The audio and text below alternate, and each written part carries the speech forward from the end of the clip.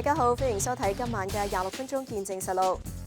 卑詩省新民主黨嘅 David Eby 尹大衛，自去年11月宣誓就任卑詩省第37任省長之後，到咗而家，佢已經當上省長整整1年時間啦。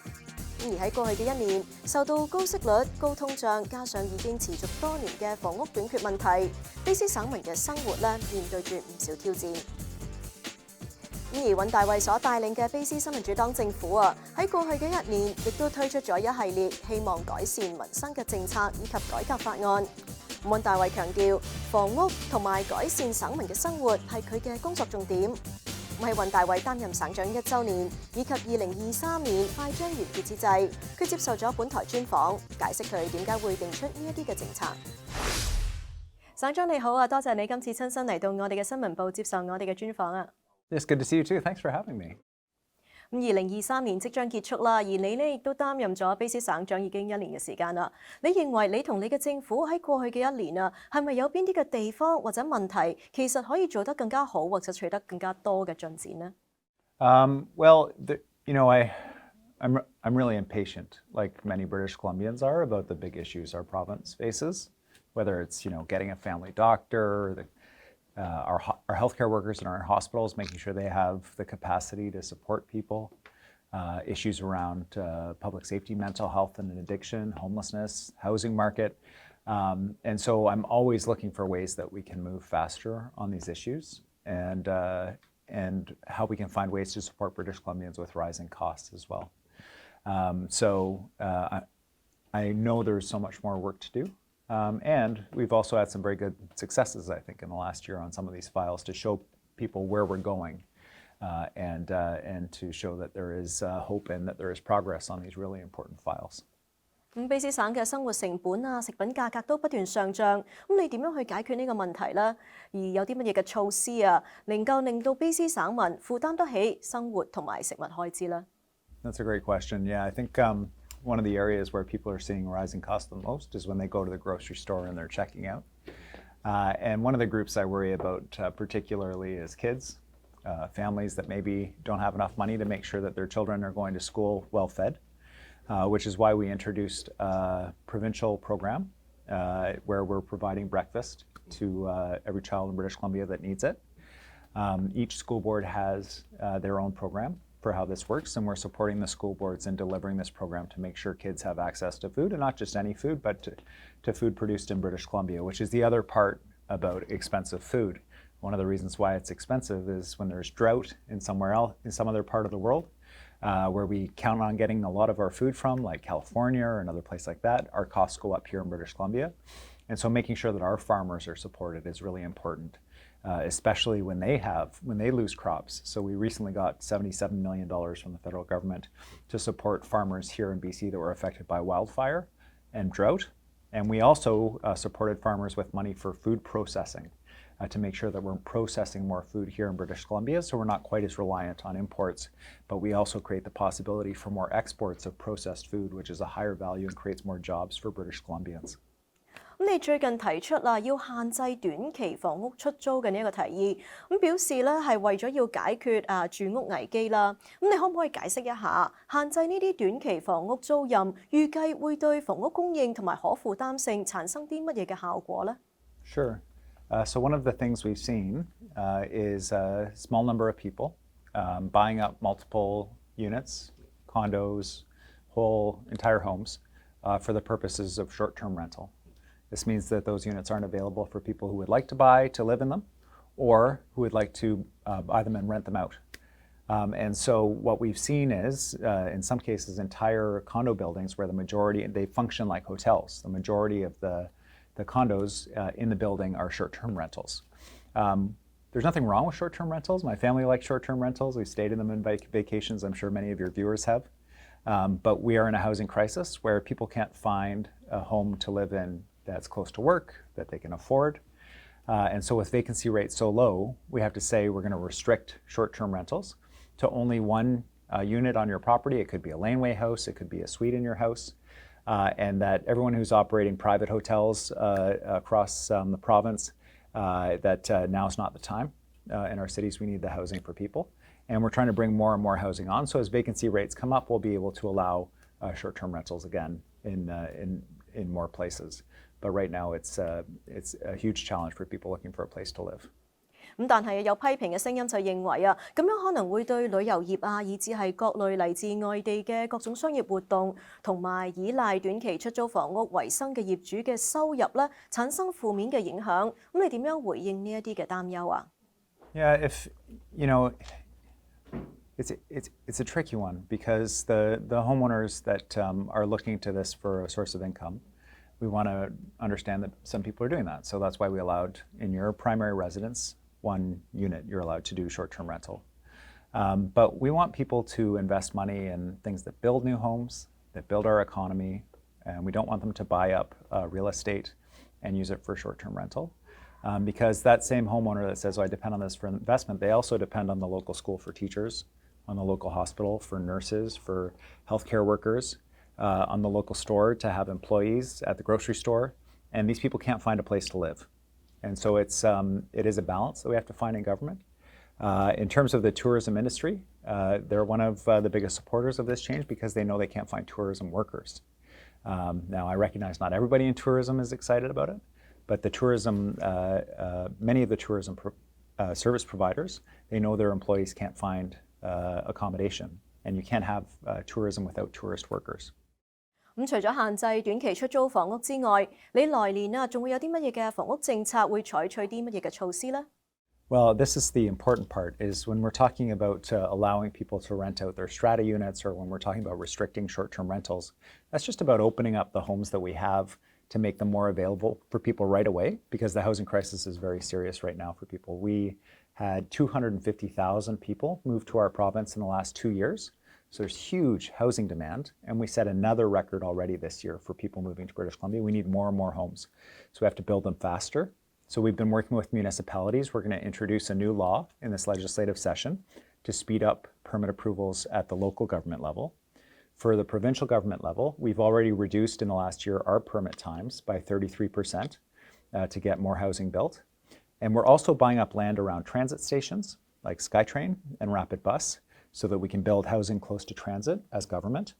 And we've asked local governments, school boards, health authorities, First Nations, if they have land for us to build housing where we can bring down the cost because the land is held by government. And we'll have more to say about that soon, but we'll be building housing on publicly owned land for rent and for purchase in partnership with different governments. 咁你預計喺未來嘅一年啊，會有幾多嘅房屋單位會落成啊？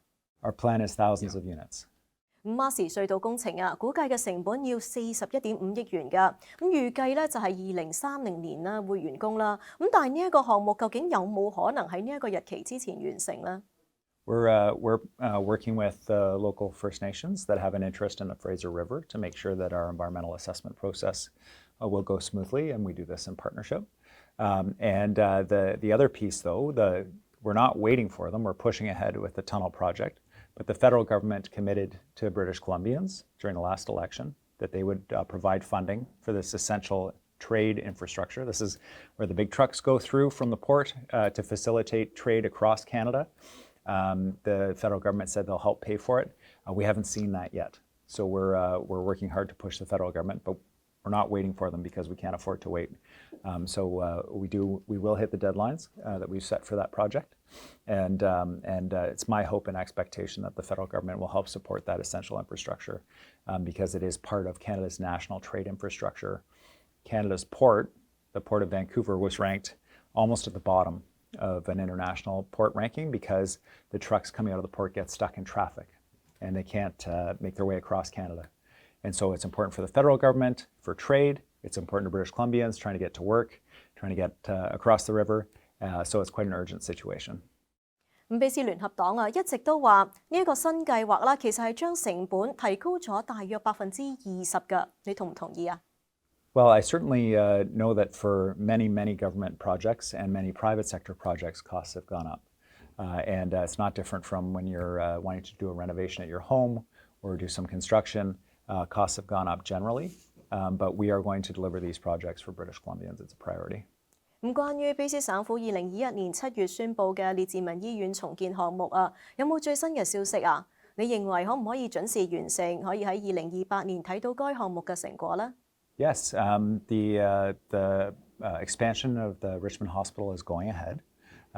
There's a meeting in early November of the foundation, and I want to thank the Richmond Hospital Foundation. They've done a lot of really important fundraising to support this project as well. I'm very excited about it. I was just talking with the chair of Vancouver Coastal Health about this project, and I know she's excited too, and the health minister. So it is full speed ahead. The planning process is well underway, and Richmond will have that hospital expansion. And also, recently we broke ground on the new Surrey Hospital just up the road, and our hospital in Terrace is nearing completion. Our hospital in Fort St. James will be breaking ground soon. Just an example of how far behind our healthcare system was, how underfunded it was for so many years.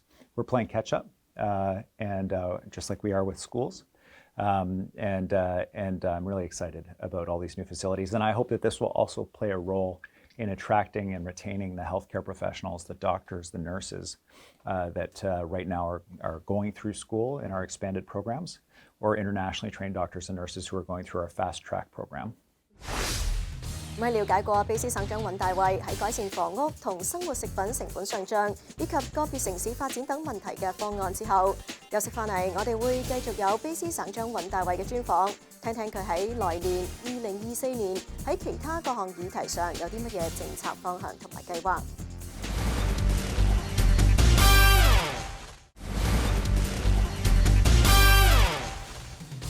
翻嚟節目時間。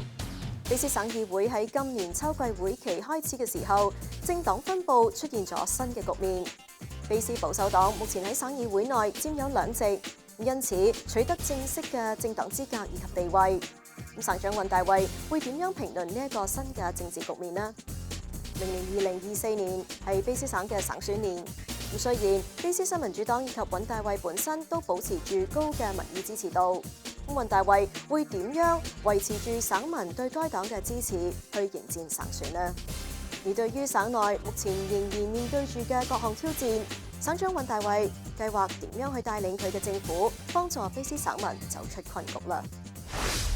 咁你早前就宣布簡化國際資歷認證嘅新法案啦，你預計點樣同埋幾時先至喺我哋嘅勞動市場之中會睇到實質嘅成效啊？ So the law itself is really important. I mean, there are so many people who were recruited to come to British Columbia because they had skills, because they were an engineer or an architect or a social worker or something that we need, a healthcare worker, something that we need in our province. And then they get here and they're not able to work in that job. And it's very frustrating, and people have to do multiple English tests, for example, or it takes multiple years, or you go through the whole process and you find out at the end that you have to have Canadian work experience. So this law bans the requirement of Canadian work experience, where someone has relevant international experience. It restricts the use of multiple English tests every single year for someone who already passed the English test and is living in British Columbia. And it requires all of these regulators to have a clear pathway for people to be able to get to work in a short period of time. We're establishing, as soon as the law passes, we'll be establishing a superintendent who has a job of working with all of these different colleges to make sure, colleges of professionals, to make sure that they have that pathway in place so people can get to work. And we told them that this was coming. They all know that it was coming. The veterinarian college, the social worker college, the lawyers, the architects, they all know it's coming, so they should be prepared because we're going to be asking them to move quickly to make sure, because it's totally unfair what's happening to people. 咁有關素里市府就皇家騎警過渡為市境嘅爭議咧，就已經係持續咗5年幾㗎啦。你早前就提出，咁除咗最初承諾嘅1.5億元之外就唔會再提供任何嘅資金去幫助解決呢一個問題啦。咁呢一項嘅決定會唔會進一步咁延續素里市同省府之間嘅衝突呢？ Yeah, it's unfortunate this issue is where it is. Surrey is one of the fastest growing cities in Canada. And we have a good relationship with the city on a whole array of issues, but this one issue has been a real stone in our shoe. And it's caused a lot of headaches for the people of Surrey. And I know it's caused anxiety for the mayor, certainly caused anxiety for me. We need to resolve this. The mayor raised some important issues about cost, about implementation. I think they were valid issues. But we've passed a law now that makes it very clear. It was clear before. Now we've passed a specific law that says the province can direct Surrey which police force, and we're acting on that law, and we're moving ahead because we have to resolve this issue. When people call 911 for police, doesn't matter what badge the officer's wearing when they show up, there needs to be a police officer who shows up, and we need clarity about this. The longer this drags on, the more expensive it is, which is why we passed the law so that we can take action on this. 卑詩省就成為第一個同聯邦政府簽署醫療撥款協議嘅省份啦。呢12億元啊，幾時先至會能夠幫助到，例如係縮短急症室輪候時間啊，增加家庭醫生啊，或者令到醫院唔再話超出負荷等等啊？ So this funding is dedicated to a couple specific areas. One is around financial support for nurses, and one is around mental health programming. For nurses, this is about making sure that one nurse has a fixed number of patients that they're looking after. We're in discussions with the College of Nurses about what they're called ratios of patients to nurses, because the nurses say, you know, when I show up for a shift and I'm responsible for 12 patients, I can't do a good job of looking after everybody. And so I need to have a fixed number, which means we need a lot more nurses. And so this money helps us hire those additional nurses, and it's paired up with our work with the College of Nurses to make sure that internationally trained nurses can go through the system faster. We're paying their expenses to do that training. And we already have so far this year more than 600 internationally trained nurses that have come through that program. Last year at this time, we were about 250 internationally trained nurses because they were stuck in the old system. So we're moving with the College of Nurses on that piece. And then the other part is around mental health services, providing support for that. So the work is already underway. And it's important to recognize, I'm grateful for the federal money, it's important. But for every $1 the federal government's putting in there, we're putting in about $3 to $4 of provincial money. So they're, you know, we've still got more work to do with the federal government is how I would put it. 卑詩保守黨現時已經喺省議會咧成為正式嘅政黨啦，而官方反對黨咧亦都有咗新嘅名字卑詩聯合黨啦。你預計呢一啲嘅變化將會點樣影響到下一次選舉嘅政治動態咁同埋立法機關嘅決策啊？ Yeah, I think it's from my perspective as a British Columbian, I'm very concerned about the way the new Conservative Party has shown up in our legislature. In the United States right now, that country is totally divided, and there's this really divisive politics in that country that splits people apart, and it hasn't served them well. And unfortunately, in the legislature, the new Conservative Party, in their first opportunities to ask questions, attacked public school teachers, suggesting that they were unsafe for children, and resulting in anxious parents, and particularly going after parents whose first language is not English, might not be as familiar with the school system, believe what people are telling them about what's happening in schools is outrageous. And then denying that things like human-caused climate change exist, raising question, I don't know if climate change is real, despite the summer that we had, where there was drought, 4 years of drought we've had in BC, massive record forest fire seasons. I think that brand of politics, where it is not about reality, it is not about what's actually happening in the schools or in the climate, it's about trying to find issues to divide people, trying to bring that American style of politics to BC. I'm really worried about it because I think that in terms of the future of our province, one of the strengths of our province is that we stick together and we're welcoming to everybody and we're an open, trade-dependent economy. This is our strength. And if we start to divide among ourselves and start to split that way, it won't be helpful. So that is the trend in BC politics I'm really worried about, because it's going to hurt our province, it's going to divide our people, and it's not based in the real issues we face, which are real issues: rising costs, healthcare, mental health addiction. These are real issues that we can have debates about the best way to approach them. But to make up things that aren't happening and then make those into issues, I don't understand it. 咁就數字性取向同性別認同嘅課程政策一直以嚟咧都引嚟咗好多嘅爭議㗎。咁卑詩保守黨亦都表示反對啦。咁你點樣睇省府喺促進呢一個問題持有唔同觀點同埋唔同群體之間嘅對話同理解方面所發揮嘅作用呢？ Yeah, this is part of my frustration. So the two members of the Conservative Party that are raising this issue, when they were BC Liberals and they passed this policy, they supported it. They never said anything about it. The whole time that they were in government, for the years and years and years we've had this program. And now they have some anxious parents who are wondering what's going on. And instead of telling them, no, this is a program that protects kids, that fights bullying in schools, gives teachers the tools they need to have very challenging conversations about how we make sure that kids are not bullied in our schools, that they don't feel so desperate that they hurt themselves. Like, this is really serious stuff. Instead of saying that, they're saying, oh, maybe there's a political advantage here. Maybe we can trick these parents about what's happening in schools. I think it's awful. And I understand why parents can be anxious. My kid comes home from school. I say, how was school? He says, fine. I was like, what happened at school today? I don't know. It's like, come on, bud, tell me what happened at school. So parents need to know. So we're going to reach out to parents. School boards are reaching out to parents, teachers to talk about this. What is this program? How are we using it to support kids in school, to prevent bullying? Kids shouldn't be bullied based on where their parents are from, where they grew up, what they look like. They shouldn't be bullied in school, and that this program is part of our anti-bullying initiatives. And so we got to share that information with parents, and we've got to fight this misinformation that's out there. 你同埋省新民主黨喺民意調查之中，目前都處於領先嘅地位㗎。睇嚟你同你嘅政黨喺成績表上面都得到唔錯嘅分數。但係雖然係咁當問到卑詩省民對於省府解決負擔能力住屋醫療保健等等嘅問題嘅方式係咪滿意嘅時候，好多人就表示唔滿意喎。你對呢方面有啲乜嘢睇法啊？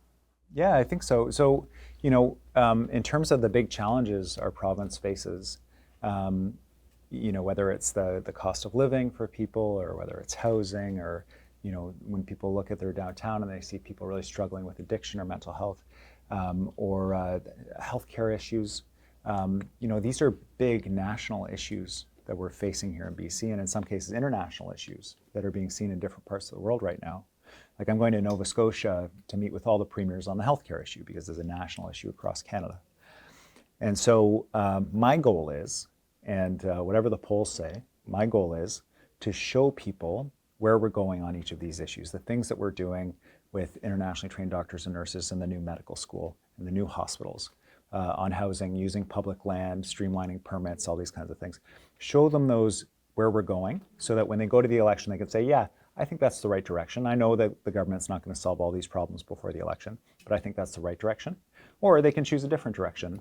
I was, my first election when I won was 2013, and the NDP was very ahead in the polls, and we ended up losing that election. So I am very cautious around polls, and I think that the only way that we'll be successful in the election is if we can show people where we're going and what our intentions are.